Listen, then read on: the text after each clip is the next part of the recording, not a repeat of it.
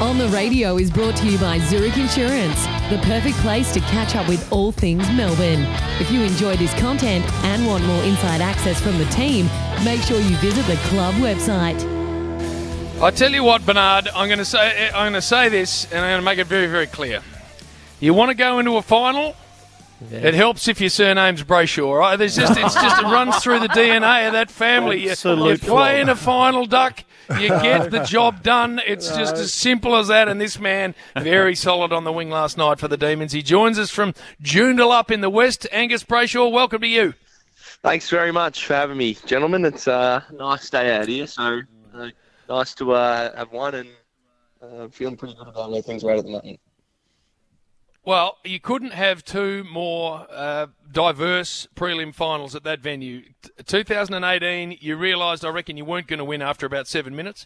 And last night, I'm pretty confident you knew you were going to win after 7 minutes. So it must be a brilliant feeling among the group. Yeah, look, it's an interesting reflection. We were absolutely cooked by the time we got to at prelim as a group. Like we just couldn't match West Coast energy, and I feel like all the work we put in to get that top four spot, and then to win that game for that extra week of rest, was probably with that in mind, to come out and do to another team, to give ourselves the best chance to do what West Coast did and get into a grand final, which is ultimately what it's all about. We're very, very aware of the fact that we haven't really done anything to, as you said, it's been 50-odd years since we've won one. No one remembers winning prelims. So, it's a good feeling around the group, but we're pretty focused on next week. Stay where you are, please. Your bloody phone's dropping in and out. We're hearing about every third word, so stand still. Here's Duck. I'm not moving. I'm at Andrews joining Freo. Maybe the reception's no good down here. Come on, you've been let off the leash. What are you doing down there? Hey, Angus, congratulations on getting through to a grand final, and congratulations on your year. I reckon it's been unheralded. Obviously a very different role for you out there, but you had front row seats last night to that midfield, Oliver, Petrarca and Viney. They were unbelievable. Were you surprised with the ease of which they stepped out of stoppages out the front?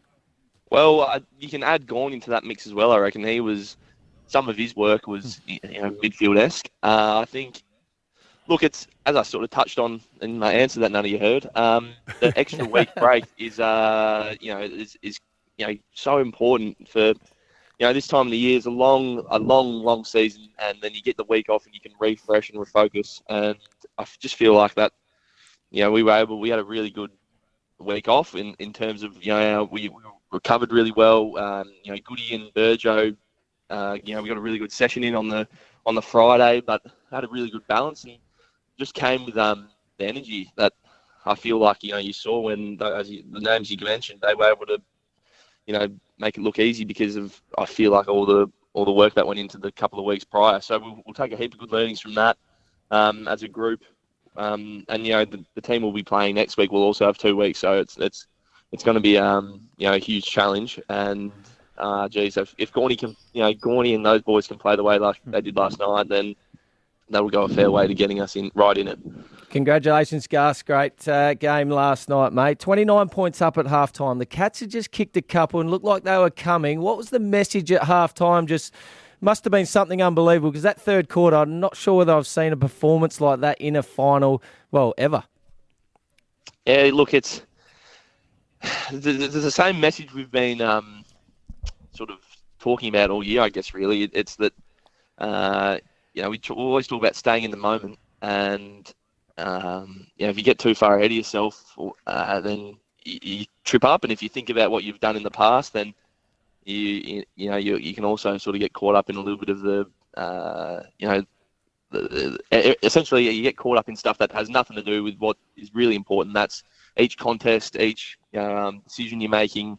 And so Gawny refocused us as a group on executing our role. We also spoke a lot about, and have been feeling really strongly, the fact that all our, not all our supporters, but the majority of our people are stuck back in Melbourne and are doing it really tough. So we've got a huge swell of support behind us from them, and we're missing them so much. So to try and make them proud and bring them some happiness in a really tough time was also front of mind. So I'm hoping that, and I'm sure the people watching last night from home in Melbourne, they were really proud of us and got some genuine happiness out of watching us play, which is really special.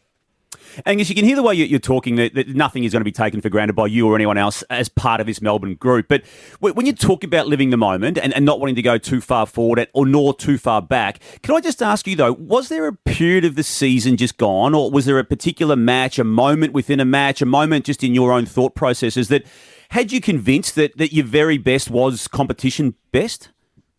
Reflecting on back on the season, there are a few games that stand out. The first one against the Western Bulldogs, I feel like at the time we were top. I think it was top of the table clash, and that we respect them and their group so much. And we played. I feel like, I might be missing a game in there, but that was our first real four-quarter performance, which gave us a heap of belief. And then more recently, I think that. What were we, 44, 43 points down in Geelong. You want to talk about staying in the moment. At half-time, we were down by 6 or so goals, and it would be real easy to pack it in. We're in the top 4 no matter what, and that sort of mindset could easily have pervaded the group. But I'm just so proud of all our players and coaches have really bought into that ethos that I was talking about, and for us to be contest by contest, and that game was huge for our belief. We pegged it back slowly, and ended up Gorney obviously kicked that incredible goal to win the game. But I feel like the confidence comes from the trust we've got in each other, and we've built a body of work over a season that has given us an opportunity to play in a grand final. And you look around when the siren goes to begin a game, and it's total trust that everyone's going to be executing their roles, and it's a good feeling. But all this stuff doesn't mean anything if we lose next fortnight. So it's that's what it's all about. I'm very excited. I can't wait to get stuck into it, because it's 2 weeks of sitting around now and waiting, more or less. Hey, Gus, the only downside of last night was the injury to Stephen May. We saw him come back on the ground. He was all smiles after the game, which is probably a good sign. But we saw Joel Smith do his hamstring early this week. Michael Hibberd comes in. If Stephen May was to not get up, is Joel Smith ready? Joel's going to be... his hand will be right up there for selection. It'll been a month. I guess it's the good thing about these extended breaks is that it gives blokes like him a chance to get up. Maisie's going to be 100% fine. I think he did it early in the first, maybe late in the first, early in the second quarter, and was able to play a bit longer. But so it was just a total precaution with him. This is not something you want to muck around with. And if I know Stephen May, there's no way he won't be able to play. And the medical staff have ticked him off. It's just it's just one of those ones that could have snowballed into something a lot worse. So no need to worry about Maisie. He'll be right to play, and Joel Smith his hand will be up in the air. There'll be a few blokes as well who will be pushing hard for a selection, and we've been very lucky with injuries, I guess. So hopefully that continues. No one gets injured at training and that sort of thing, and we've got a full team to pick from. All right, young man. Here's my advice going into the next fortnight. Here we go. Yeah, go on. Don't listen to a single thing your father says. Or Seriously, your uncle. he wouldn't know his asshole from his elbow. So keep him as far away from anything that you're thinking about in preparation for this game. Yeah, he's down in Mandurah at the moment doing his 2-week quarantine, and you talk about cell service here. But last time we spoke, it was a little bit patchy, so maybe I'll just park him for a couple of weeks. Yep. And we'll keep it in house. Do it. Make sure you do it. Hey, well done. Not only your own game, as Duck said, which was exceptional, but the group last night couldn't have been more emphatic in a prelim, and you've got a magnificent 2-week period to get ready for the game of your life. Good luck. Thanks very much. It's super exciting, and to everyone back home, it's going to be a special couple of weeks, and hopefully we can make some really good memories for them.